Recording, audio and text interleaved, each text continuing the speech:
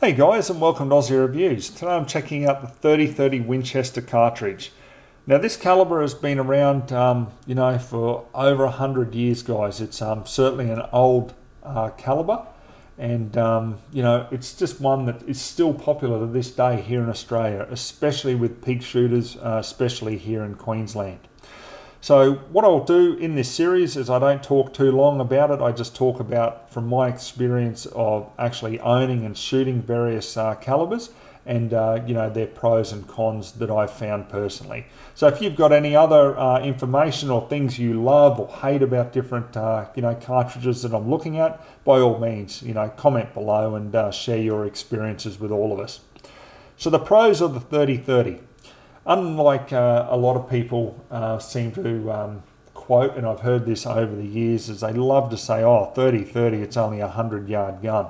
Well, I challenge anyone to stand out at 200 or 300 yards and, and cop one of these. I mean, the energy is phenomenal out of them. When you have a look at what it is, it's nothing to be sneezed at.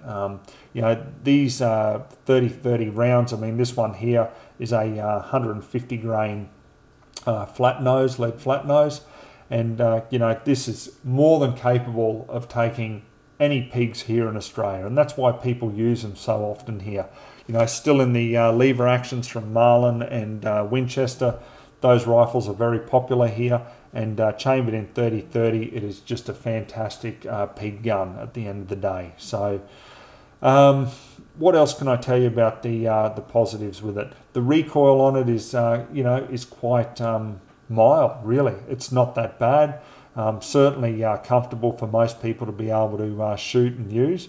I mean, you can reload it. There's still a heap of factory ammunition for the 30-30. Pretty much from 110 up to 170 grain.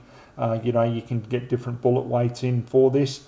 So yeah, it's very versatile. If you want to load it down for, perhaps chasing wild dogs or something like that, you can load like, 110 grain ammo. And then if you want to go up the scale, use like 170 grain pills, for that larger game.